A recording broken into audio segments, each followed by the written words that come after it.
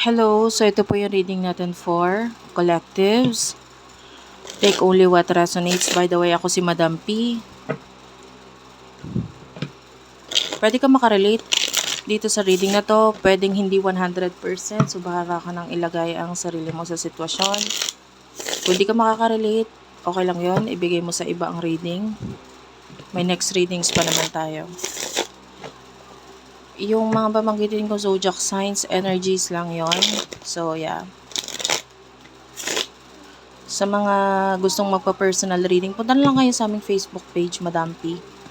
Search mo na lang yan. Pag di mo ma-search yan sa Facebook, hashtag Madam P TV, yun yung i-search mo. Lalabas na yun. Aming Facebook page na Madam P. And ang aming TikTok, Unipri, UNIPRI. So, let's start. What do we have here for the sign of collectives? Kung nakaka-relate ka, kung tinatawag ka nitong video na to, maaring para sa'yo ang reading na ito. And pwede magkapalit-palit ang roles depende sa nangyayari sa'yo. You do have the 8 of Swords, the King of Swords, and the 8 of Cups. Bottom of the deck, you do have here the King of Wands. Okay, so I feel like there's something na napipilitan kang gawin. Like, pinupush mo yung sarili mo sa isang bagay na napipilitan ka kasing gawin yon. That might be it is kailangan or dapat talagang gawin. Tapos with the 8 of Cups, maybe, I don't know kung sino nagpapapressure sa'yo. This could be people na pwedeng family or tinuring mong kamag-anak. The King of Swords, yung iba sa inyo pwedeng nauobliga kang gawin yung isang responsibilidad, and the 8 of Swords, you are stuck dito sa bagay na to. Wala kang magawa. Wala kang magawa. And pagdating sa love, sino yung person na kakonect mo? Timeless nga pala to ha. So kahit matagal nang uploaded ang video, kung ngayon mo palang napapanood, maaari ngayon mo palang talaga dapat mapakinggan yung mga message dito. Ito lang yung available kong phone stand ngayon, so pasensya na kayo.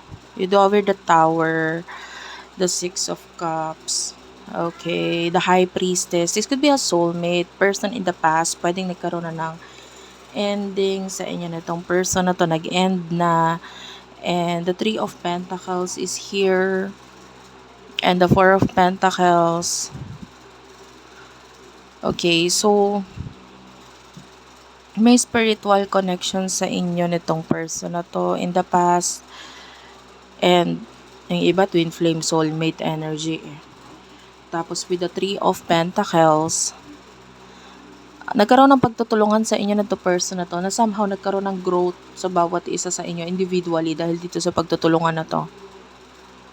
Ayan. Yung iba sa inyo pwedeng nakatulong pa nga siya financially sa'yo. Pwedeng natutunan mo or nakatulong siyang kung paano ka makaipon or what. Somehow nakatulong yung energy na yon kung bakit itong person na to ay naging part ng buhay mo. So may mga naituro siya sa yung lessons and etc. Ano yung emotion ninyo sa isa't isa? Emotion ninyo sa isa't isa. You do over the Page of Swords. Okay, followed by the King of Pentacles, Taurus, Virgo, Capricorn energy. Ace of Pentacles. Wala akong nakuha sa energy mo. Actually, mas nakita natin, focus ka ngayon sa maybe career or something na inaaral mo or something na bago sa buhay mo ngayon. Looking forward ka dito sa bagay na to and hoping ka na maayos or magkaroon ng kaayusan itong, yung iba sinisimulan na, yung iba sisimulan pa lang. And with the Ace of Pentacles, this could be something na makakatulong para mas magkaroon ng growth sa buhay mo.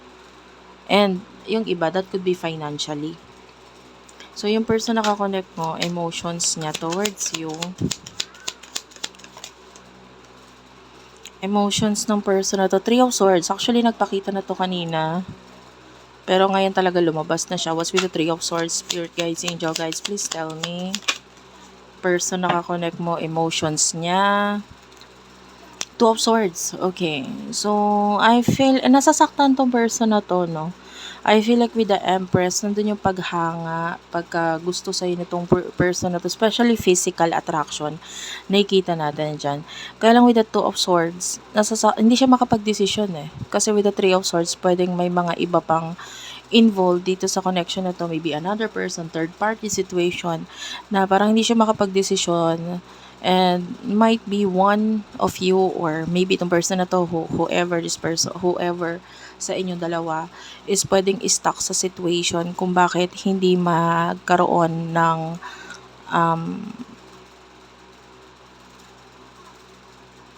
kung bakit nagkakaroon ng ending,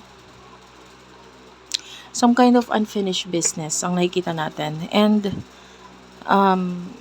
nandun yung paghanga sa'yo nitong person. Actually, gusto niyang maging katulad mo. Well, I don't know what that means.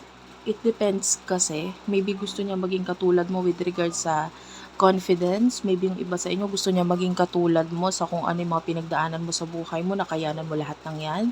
Or pwedeng gusto niya maging katulad mo, physically attractive ka kasi. So, yung attention na nakukuha mo sa ibang tao is gusto niya ring magkaroon ng ganyan. So, alin man doon, it depends. Pero nakikita natin, nandun yung kagustuhan niyang maging katulad mo. And nafe-feel niya na parang ikaw yung makakatulong sa kanya para ma-achieve. Now, of course, ikaw yan eh, diba? Kung paano maging katulad mo is ikaw yung makakagawa ng paraan or makakatulong para maging katulad mo rin siya or maging katulad ka rin niya. Nandun yung nafe-feel niya na nasa'yo yung yung galing. So, pwedeng minsan ka na niya naging mentor, teacher, or may mga natutunan siya sa'yo, may mga nalaman siya sa'yo, nag-improve siya somehow because of you. So, dun pa lang sa mga yon, pag pagka pinagsama-sama mo, nanonotice niya na iba yung nagiging impact mo sa buhay niya, na gusto niya yung ganun. Yung feeling na naipaparamdam mo or na itutulong mo sa kanya. So, admire. Nakukuha natin yung emotions ng admire. So, na-admire ka nitong person na to kung ano meron ka, no? Pasensya ka na talaga. Masyadong malapit yung ating cards or malapit yung kamay ko sa camera. Ito lang talaga yung available kong stand. Unfortunately, yung ginagamit ko nasira kasi. Knight of Swords. Tell me about the Knight of Swords. This is in the near future energy. Two of Cups. Okay. Two of Cups is here.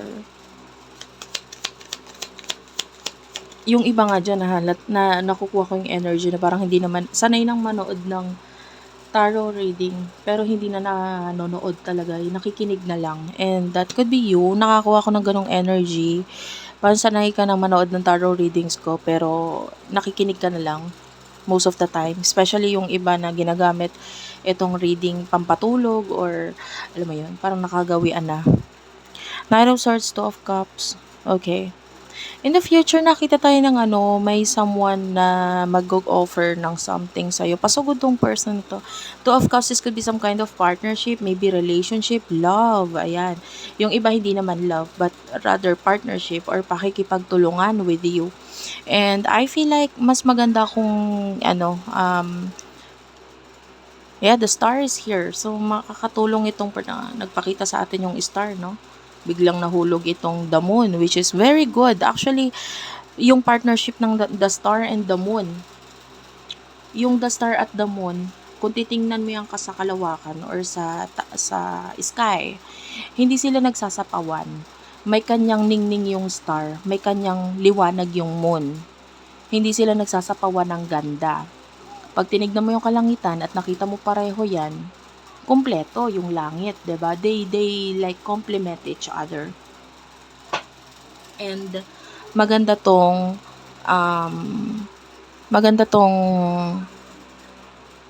gawin yung partnership na to kasi nandun yung kung ano yung mga weakness mo, yun yung strength niya. Kung ano yung strength, yung weakness niya, yun yung strength mo. So, pag nagkaroon ng partnership sa inyo, may maganda kayong mabubuo. 'Di ba? You complete each other in a way na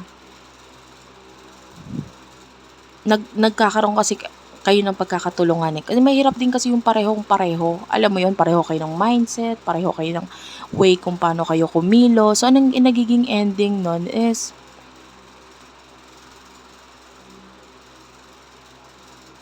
parang, paano naman yung mga part na hindi ninyo kaya?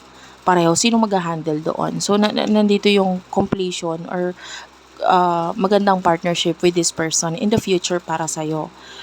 Etong person na to with the 5 of Wands, Ace of Wands, well, I can see a new beginning. Pwedeng may challenges, big change na ma-experience itong person na to. And the moon is here. I feel like something to do with mga sikreto. Pwedeng may mga ma-discover sa kanyang sikreto. I don't know kung may kinalaman sa love yon or what. Maybe company. Ayan. Ganon. So, pwedeng may mga malaman sa kanyang sikreto na maging dahilan para maapektuhan. The Ten of Swords is showing here yung buhay niya, pwedeng may mag-end sa kanya. And yan, dalawa yung number 10 na nagpakita, 10 of Swords tsaka 10 of Wands. And number 10 sa numerology means ending. So, there's a possibility na may mag-end dito sa person na to, pero hindi niya yon mapipigilan. Like, it's like, dapat lang talaga yung ending na yon. So, iba-iba yan. Yung iba may kinalaman sa career, yung iba may kinalaman sa love or partnership.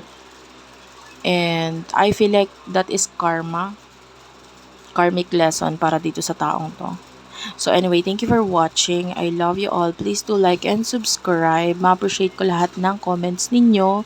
Ayan, yung mga panay comment dyan, napapansin ko sila yung mostly nakaka-relate dito. Kasi nga, mas nakukuha ko yung energy dahil nagkakaroon tayo ng interactions. Nababasa ko yung mga comment ninyo. Pero hindi ako pala reply ha. Pero nagbabasa ako ng comments yan. From time to time talaga nagbabasa ako. And may mga comments talaga pumupukaw sa akin ng attention. Maraming salamat sa inyo. So, sana mag-iwan ka dyan sa baba. Again, if you want to book a reading, Madam P, #Madam P TV, doon na lang sa Facebook page namin ha. May admin ako na mag-a-assist sa'yo. I love you all and bye-bye.